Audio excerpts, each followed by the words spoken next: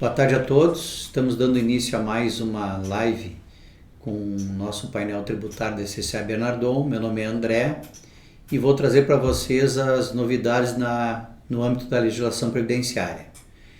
Então, na semana passada nós tivemos a publicação da Instrução Normativa 2021, que foi publicada no dia 16, em que a Receita Federal trouxe novas disposições sobre as contribuições sociais incidentes sobre o valor da remuneração da mão de obra utilizada na execução de obras de construção civil.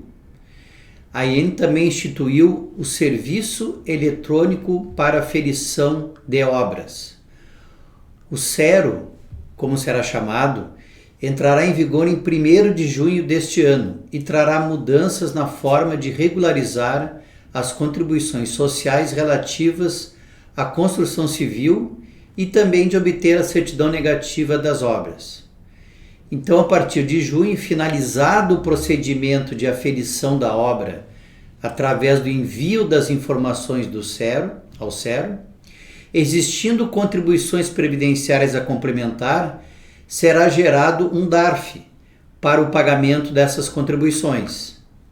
Esse DARF será gerado através da DCTF Web do tipo aferição de obras, que também está sendo instituída e que será emitido por meio do SERO para efeito de informação das contribuições e geração do DARF que será necessário para recolhimento das contribuições complementares.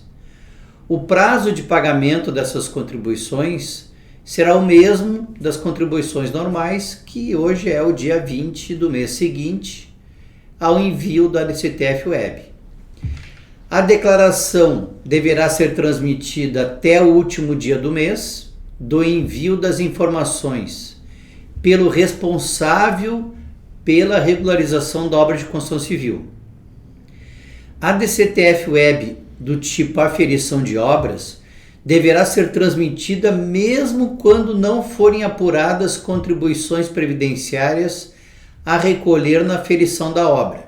Então, se não tiver contribuição a recolher, vai ser transmitida a DCTF Web, a diferença é que não vai gerar o DARF. E se tiver contribuições a recolher, a DCTF Web automaticamente irá gerar esse DARF para recolhimento da contribuição complementar relativa a obras de construção civil.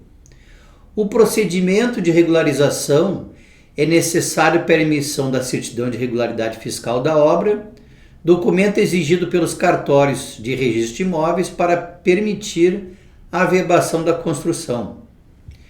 Obviamente, para utilizar o SERO, a obra de construção civil precisará estar devidamente inscrita no Cadastro Nacional de Obras, que é o CNO, que substituiu o que nós antes intitulávamos de SEI, né? Que era o Cadastro Específico de Inscrição do INSS, agora tem um cadastro próprio para as obras, que é o CNO, Cadastro Nacional de Obras. Com a instituição do SERO, segundo informações publicadas no site da Receita Federal, a partir da utilização desse sistema, várias facilidades serão disponibilizadas aos contribuintes. Dentre estas, selecionamos algumas que nós achamos bastante importantes. A primeira, o acesso por meio do portal ECAC no site da Receita Federal, sem necessidade de deslocamento à unidade da Receita Federal, já que todo o procedimento será realizado pela internet. Outra facilidade é a simplificação do preenchimento, né? Porque hoje o DISO, para quem está acostumado a preencher, sabe que é algo bastante complexo, né? Então, com esse novo sistema, a Receita Federal está prometendo uma simplificação. O aproveitamento automático de crédito da remuneração informada ao E-Social e proveniente de processos, já que os dados serão automaticamente carregados para o sistema SERO. A possibilidade de verificação automática da situação fiscal para obter a CND ou a certidão positiva com efeitos negativos relativa à aferição da obra. Outra facilidade, apuração automática das contribuições previdenciárias complementares a recolher e impressão do DARF, pela emissão e transmissão da DCTF Web e aferição de obras, como eu havia comentado agora há pouco.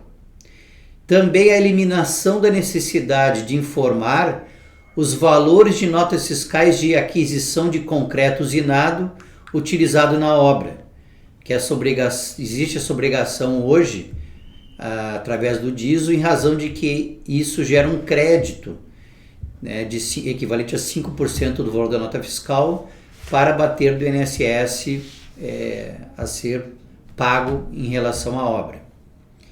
E outra facilidade é a integração com o Cadastro Nacional de Obras, que é o CNO, e com o sistema de cadastramento de alvarás e habites das prefeituras municipais, o que permitirá a obtenção automática dos dados relativos a alvará e habite transmitido pela prefeitura.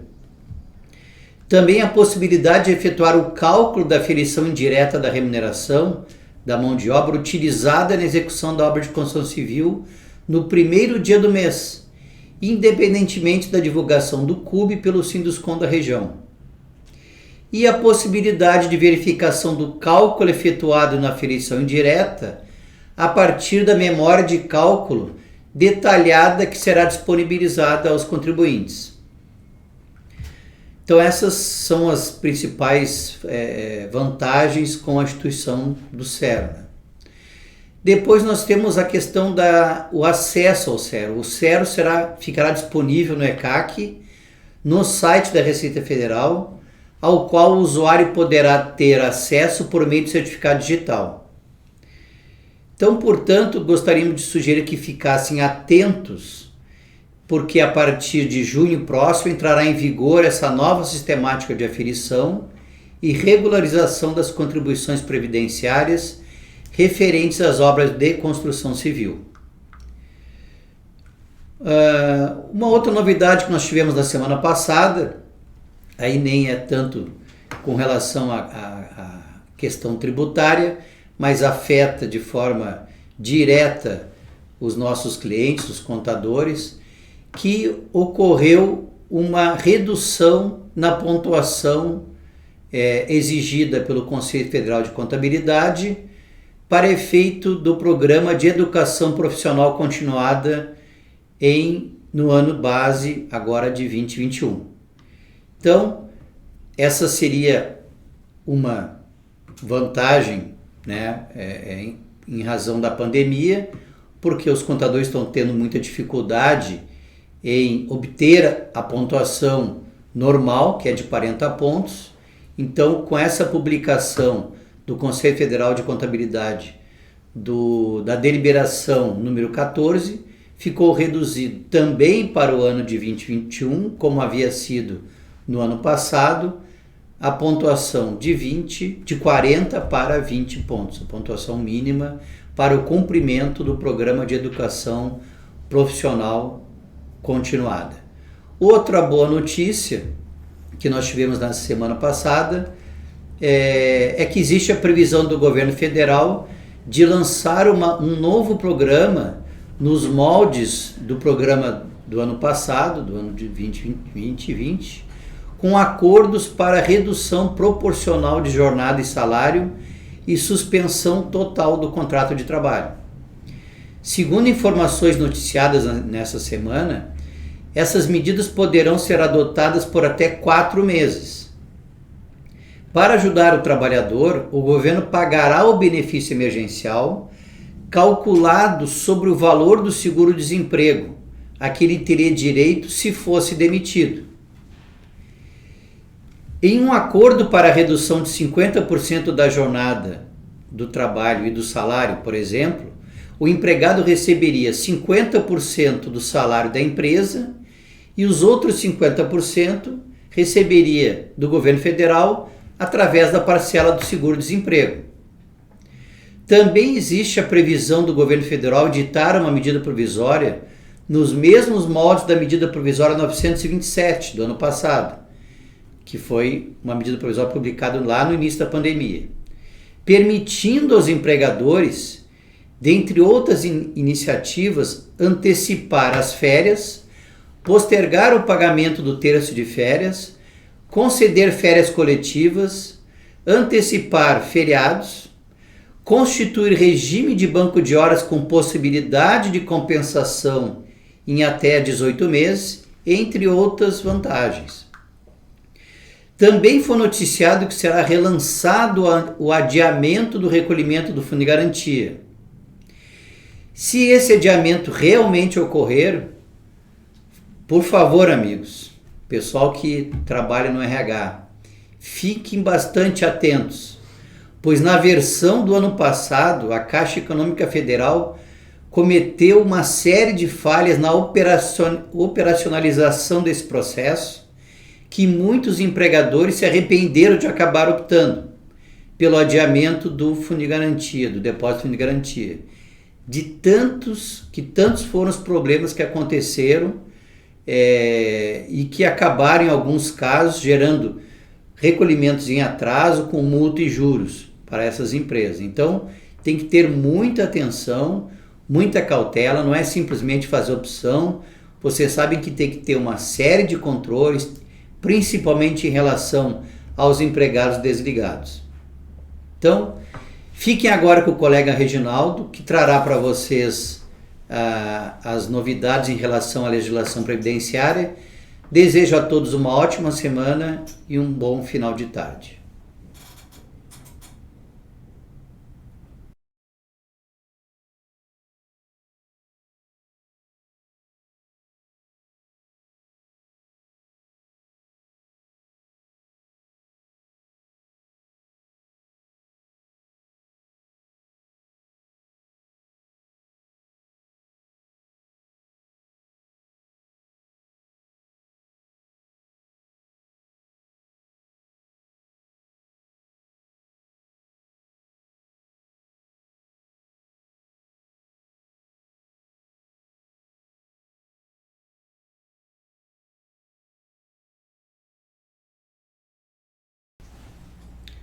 Pois bem, boa tarde a todos. Vamos dar sequência agora na live de hoje, tratando de assuntos da área federal. Em termos de alterações, não teve nada de significativo durante a semana que passou, e nós estamos trazendo aqui um tema, uma consulta que recebemos, relativo à tributação dos rendimentos de renda variáveis auferidos por pessoa jurídica. Então, foi uma questão até interessante, mas em face da dúvida, a gente traz essa matéria que de repente pode ser esclarecedor para outros que estejam assistindo a live. Os rendimentos de renda variáveis, tá? Nós vamos tratar aqui no caso de pessoas jurídicas. Tá? Pessoas físicas é um caso à parte, não seria necessário. Então, o rendimento de renda variável são aqueles rendimentos que são auferidos pelas pessoas jurídicas em bolsa de valores, né? E das aplicações de ED. Bom, esses rendimentos, tá? Assim como ocorre no caso das pessoas físicas, ele tem uma tributação do ganho de forma separada. Então, o rendimento tributável durante o mês, a pessoa jurídica ela deverá apurar o quanto ela teve de ganho de renda variável, de renda de ações, vamos supor, e ela vai abater, se ela porventura tiver estoques de perdas de períodos passados, ela vai abater as perdas até o limite do ganho. Restando ainda um saldo positivo, ela irá oferecer a tributação. Pois bem, nas empresas da pessoa jurídica, na pessoa física é bem fácil, né? Mas na pessoa jurídica nós temos que ter alguns cuidados. Então, quais são eles? As pessoas jurídicas que são tributadas com base no lucro presumido. Tá? Então, as pessoas jurídicas são tributadas com base no lucro presumido, elas apuram o imposto de renda de forma trimestral, o imposto de renda e a contribuição social. E por assim procederem, existe uma peculiaridade com relação aos rendimentos de renda variável. Diferentemente do que acontece com as demais receitas e rendas, né, e ganhos de capital, que são tributadas de forma integral no final do trimestre, né? No caso dos rendimentos de renda variável existe uma exceção, ou seja, A pessoa jurídica, ela apura o rendimento, o ganho de renda variável mês a mês, certo? O somatório desses ganhos auferidos no trimestre, ele vai ser somado à base de cálculo do imposto de renda e da contribuição social no final do trimestre. Mas a particularidade que tem no caso das empresas do lucro presumido, por serem período trimestral, é que o ganho de renda variável apurado no primeiro e segundo mês do trimestre, ele tem que ser feita uma antecipação de imposto de renda na alíquota de 15%. Então, o que acontece? As empresas que têm rendimentos de ganhos de renda variável e que são tributadas pelo lucro presumido, elas devem, obrigatoriamente, fazer um recolhimento de uma antecipação do imposto de renda relativo aos ganhos auferidos nos 2 primeiros meses do trimestre. O caso seria janeiro e fevereiro, no primeiro trimestre, abril e maio no segundo, julho e agosto no terceiro, outubro e novembro no quarto. Então, e o recolhimento do imposto de renda na alíquota de 15% sobre esse ganho de renda variável, ele deve ser feito até o último dia útil do mês subsequente ao do oferimento do ganho. Então, é o prazo de recolhimento. E na alíquota de 15%. E só recolhe essa antecipação para fins do imposto de renda, tá? E tem códigos específicos. No caso, no lucro presumido, as pessoas jurídicas que são tributadas pelo lucro presumido, a tributação da antecipação do imposto de renda sobre o ganho de renda variável se dá no código 0231 do DARF, tá? Via DARF. Então, as empresas do lucro presumido, os ganhos de renda variável, eles além de serem tributados, eles devem ser tributados no trimestre, junto com os demais rendimentos, demais ganhos de capital, mas é obrigatória a antecipação dos impostos de renda relativo aos ganhos auferidos nos 2 primeiros meses de cada trimestre. Então, essa é a regra para as empresas do lucro presumido, tá? Depois, aí também tem a questão das perdas, né?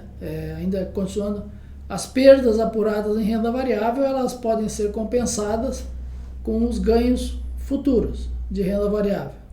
E as perdas em day trade, aquelas operações que se iniciam e encerram no mesmo dia, essas perdas são sempre indedutíveis para qualquer fato, tá? Agora nós vamos tratar sobre as pessoas jurídicas tributadas com base no lucro real, certo? Então, os ganhos de renda variável nas empresas que são tributadas com base no lucro real. Aqui existe também duas separações. As empresas do lucro real, que é balanço trimestral, essas empresas, elas devem proceder ao recolhimento do imposto de renda antecipado da mesma forma como acontece com as empresas do lucro presumido. Então, o que acontece? As empresas do lucro real trimestral, elas apuram o lucro real ao final de cada trimestre e ali fazem os ajustes, né, adições e exclusões. E do imposto devido, elas compensam o imposto de renda na fonte, né, que foi recolhido. Tira os incentivos fiscais mais imposto de renda na fonte. Se a empresa auferiu durante o trimestre ganhos de renda variável, e esses ganhos foram auferidos no primeiro e segundo mês do trimestre, teve ganho nesses períodos, ela também estaria obrigada a recolher a antecipação do imposto de renda, na alíquota de 15%, sobre os ganhos auferidos nos 2 primeiros meses do trimestre. Então, a pessoa jurídica do lucro real, trimestral, ela, por força, ela encerra o período fiscal a cada encerramento de trimestre. Mas, se ela tem ganho dentro do seu resultado tributável, ela tem ganhos de renda variável, ela vai ter que recolher a antecipação do imposto de renda. A antecipação, nesse caso de pessoa jurídica do lucro real, o código do DARF, ele é diferente, ele é o código diferente do lucro presumido, é 3317. Então, o que acontece? A pessoa jurídica, no primeiro mês, vamos dar um exemplo, janeiro, ela teve um ganho de renda variável, vai recolher os 15% no final de fevereiro, no código 3317. Se fevereiro teve a mesma coisa, da mesma forma, o ganho do mês de março não precisa, porque esse já estaria dentro do lucro do trimestre. Então, ela recolhe a antecipação no código específico e deduz o imposto de renda que ela fez o recolhimento antecipado de os 2 primeiros meses do trimestre, ela deduz do imposto de renda devido ao final do trimestre.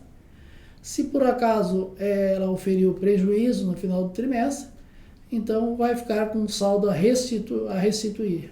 Né? No caso, se transforma num saldo a restituir.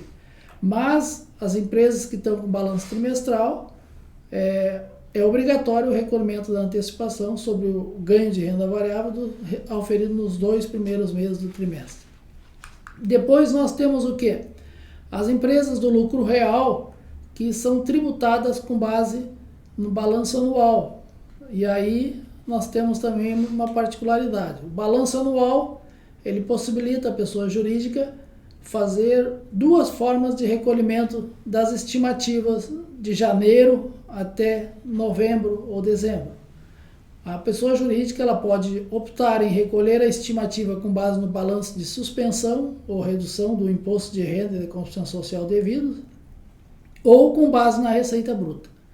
Se a pessoa jurídica opta pelos balanços de suspensão ou redução, naqueles meses que ela optou por essa forma de recolhimento das estimativas do imposto de renda e da contribuição social, por óbvio que não há necessidade dela recolher a antecipação do imposto de renda sobre o ganho de renda variável, porque esse ganho já vai estar inserido no resultado fiscal do balanço de suspensão ou redução.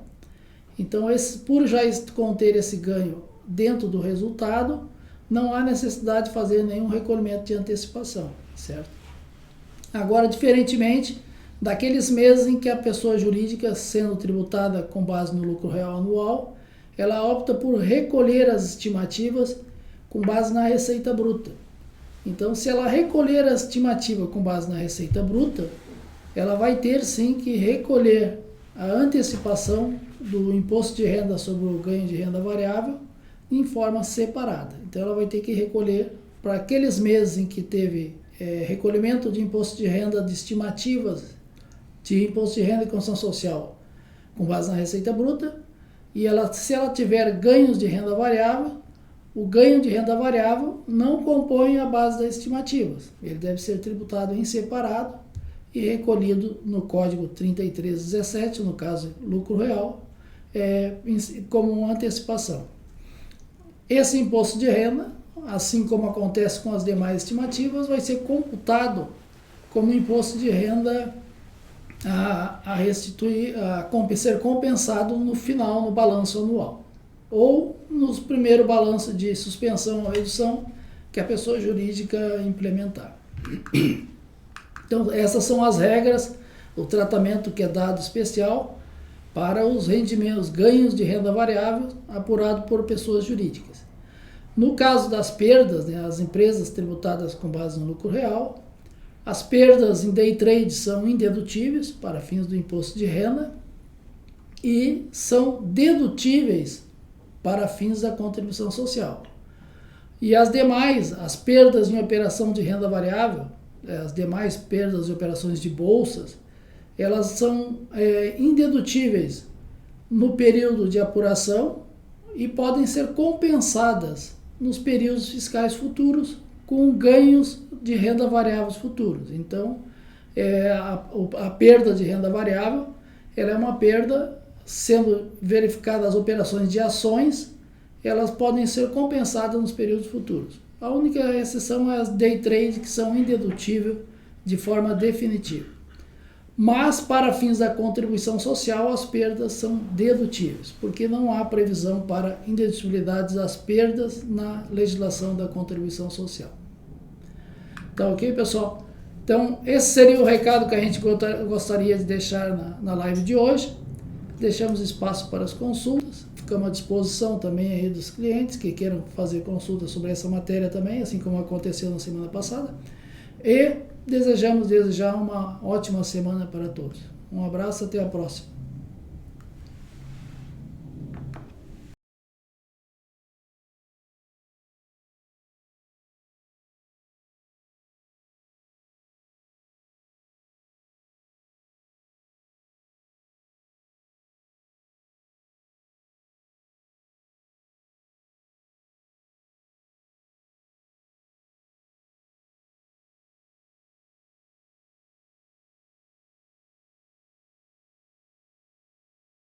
Todos, dando continuidade então ao nosso painel tributário da CCA.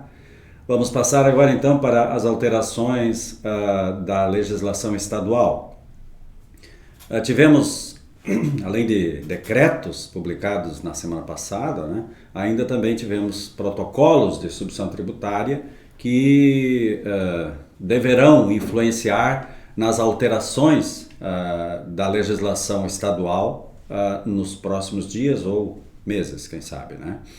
Então, a primeira legislação que a gente traz é o protocolo número 13, publicado no dia 16 de abril, tá? Que ele altera o protocolo 93 de 2009, que trata daquela situação em que o estado do Rio Grande do Sul, né, aderiu à substituição tributária sobre as operações com material de limpeza. Tá? O Rio Grande do Sul está, então, como signatário desse protocolo número 93, que dispõe sobre a substituição tributária nas operações com material de limpeza, e outros estados. Porém, agora, o que acontece? Com a alteração ocorrida através deste protocolo número 13 agora, nesse mês, né? Então, fica a partir de 1º de maio agora de 2021, ficam incluídos também nas disposições desse protocolo os estados do Amapá, o Espírito Santo, Minas Gerais, Paraná e Rio de Janeiro. Então, enquanto estados como Santa Catarina estão revogando a substituição tributária, estão saindo da regra de substituição tributária, outros estados estão aderindo a esta sistemática, né? Então, a partir de 1º de maio, incluídos Amapá, Espírito Santo, Minas Gerais, Paraná e Rio de Janeiro no protocolo 93 de 2009, que trata de material de limpeza, do qual o Rio Grande do Sul é signatário. Além disso, também foram feitas alterações através desse protocolo, né, vinculadas ao convênio 142 de 2018. Esse convênio 142 trata das regras gerais, né, que devem ser observadas pelas unidades federadas em relação à instituição da substituição tributária em relação aos produtos que deseja tributar com esse regime de tributação. Seja a substituição tributária propriamente dita, né? Ou seja, até antecipação de recolhimento com encerramento de tributação. Depois também tivemos na sequência mais um protocolo, e esse é o de número 14, que também está vinculado a material de limpeza, né? Na questão da substituição tributária, da qual o Rio Grande do Sul é signatário, porém com outro estado, né? Então, no caso, esse protocolo que está sendo publicado, ele altera o protocolo 197 de 2009, tá? E este foi apenas para fazer as adequações que eu já comentei sobre o convênio 142 de 2018, que dispõe sobre o regime de substituição tributária e de antecipação do recolhimento do ICMS com encerramento de tributação relativos ao imposto devido nas operações subsequentes. Então, tanto a substituição tributária, né, pela saída, né, nas operações subsequentes, como a antecipação, né, do recolhimento do ICMS com encerramento da tributação, o que seja. Por exemplo, na entrada do Estado, né, se há substituição tributária para uma determinada mercadoria, né, ou segmento, né, de mercadorias, né, então é exigido o imposto já nesta operação interestadual, ainda que não haja um protocolo, né, vinculado àquela operação sujeita à regra da substituição tributária interna do Estado do Rio Grande do Sul. Assim como nós temos protocolos com determinados estados, né, e o Rio Grande do Sul obedece àquele protocolo, assim como o estado remetente, ou destinatário no caso, né, também tem que obedecer. Assim, a mesma mercadoria pode vir de outro estado que não esteja vinculado àquele protocolo, que instituiu a substituição tributária. Nesse caso, este fornecedor de um estado, como agora, por exemplo, Santa Catarina, né, não seja signatário desse protocolo e, consequentemente, não está obrigado a destacar a substituição tributária naquela operação, naquela nota fiscal, né, e, consequentemente, o imposto tem que ser recolhido na forma de antecipação tributária, né, com encerramento da tributação, ou seja, recolhe pela entrada e automaticamente todas as demais operações, inclusive a do estabelecimento recebedor, fica, digamos assim, já tributada anteriormente por substituição tributária.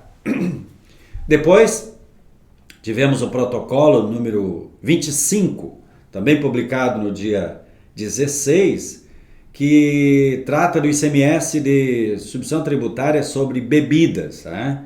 Faz alterações no protocolo número 11 de 1991. Esse protocolo número 11, ele trata exatamente de operações, né, sujeitas à substituição tributária, como cervejas, né, com refrigerantes, água mineral, a água potável, o gelo, né? Então,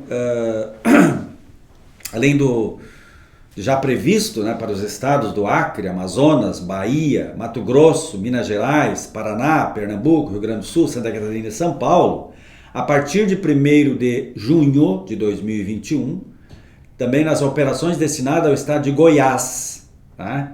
A margem de valor agregada da substituição tributária a ser aplicada, né, para a composição da base de cálculo da substituição tributária será a prevista na legislação interna do estado de Goiás, no caso, né, em relação aos produtos que estão relacionados nesse protocolo número 11 de 1991.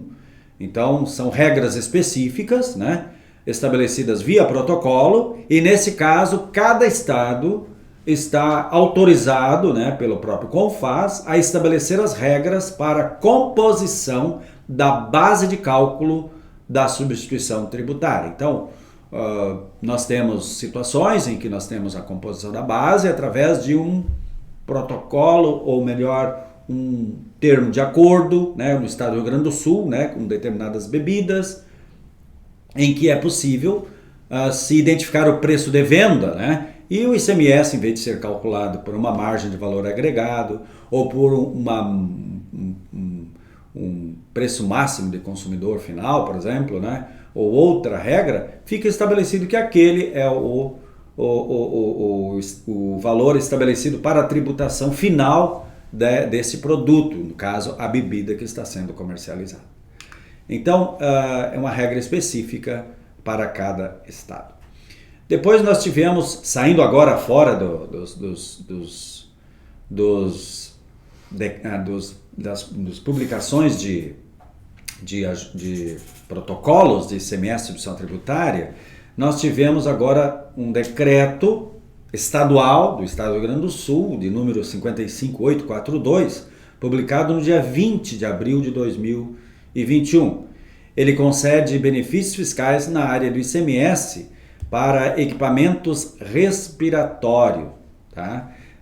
Isenção do ICMS e também o consequente não estorno de crédito fiscal nas entradas correspondente a estas mercadorias. Então, ficou então acrescido, né, mais um inciso lá no artigo 9º do livro 1 do regulamento, agora o inciso 212, né, que está então concedendo essa isenção do ICMS nas operações com o aparelho respiratório Elmo, suas partes e peças utilizadas no âmbito das medidas de enfrentamento à pandemia causada pelo novo agente do coronavírus, tá? E isto combinado com o não estorno, ou seja, manutenção integral dos créditos relativo a estas mercadorias, tanto o próprio equipamento como também das partes e peças utilizadas, né? E isto está lá no artigo 35, né? Inciso 41, dando esse respaldo para não precisar estornar o crédito relativo à entrada com este benefício. Depois tivemos a publicação do Decreto 55.843, do dia 20 de abril de 2021 também. Trata da Guia de Transporte de Valores Eletrônica, né? A GTVE. Tá? Nós temos essa mesma guia que as empresas de transporte de valores, né, utilizam em papel, né? E agora está sendo transformada, ou pelo menos instituída, né, a mesma guia de transporte, modelo 64 agora, né? Nós temos a nota fiscal eletrônica, né, normal, essa modelo 55, nós temos, enfim, a nota fiscal de consumidor eletrônica, modelo 65, e assim cada documento eletrônico tem o seu modelo específico, né? E nesse caso aqui da GTVE, modelo 64, tá? Então isso decorre do ajuste CINIEF 3 de 2020 e também do ajuste CINIEF 25 de 2020.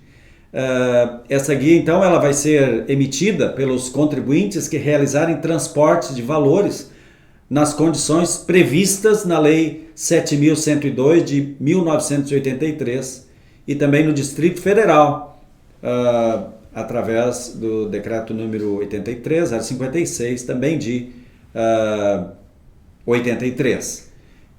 Ela vai substituir essa guia, então ela substitui a guia papel, no caso, né, da GTV também, e também o extrato de faturamento correspondente a estes transportes de valores realizados pelas empresas de transporte especializada.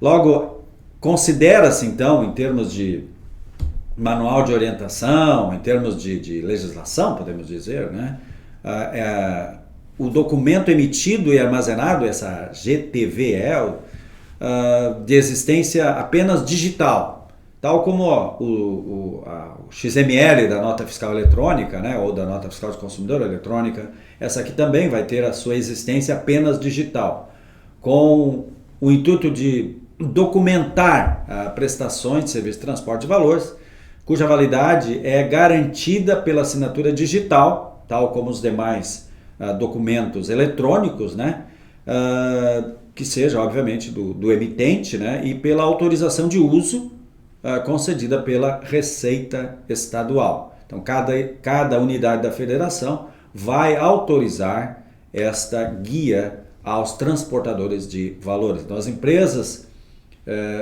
que se envolvem com o transporte de valores devem, então, se adaptar a estas novas regras em relação à guia essa guia GTVE. O contribuinte deve, então, estar previamente credenciado para emitir essa guia, né?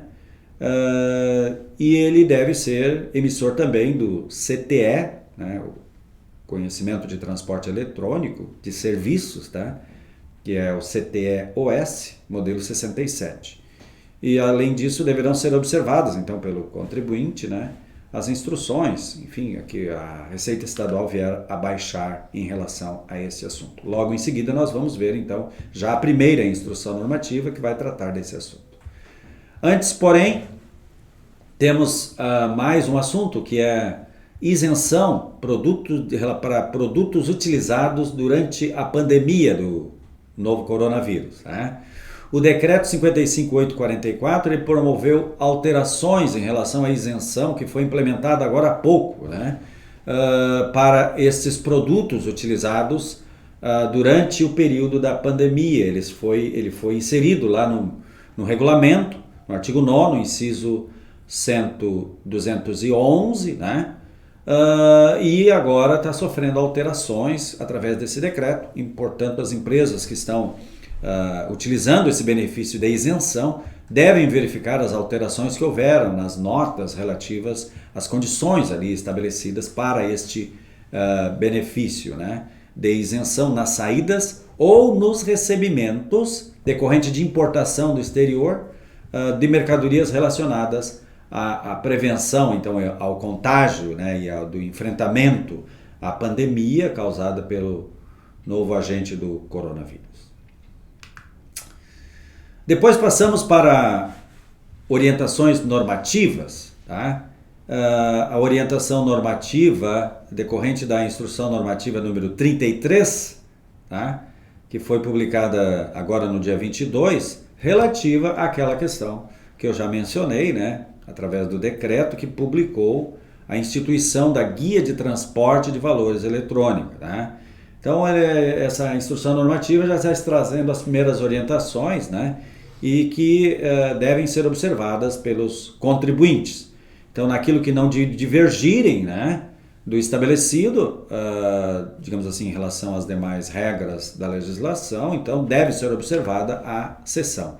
Quanto ao manual de orientação do contribuinte, né, e do próprio conhecimento de transporte, que serão, digamos assim, identificados em notas técnicas publicadas no Portal Nacional do Conhecimento de Transporte Eletrônico, disponível lá no site da Receita Federal, né?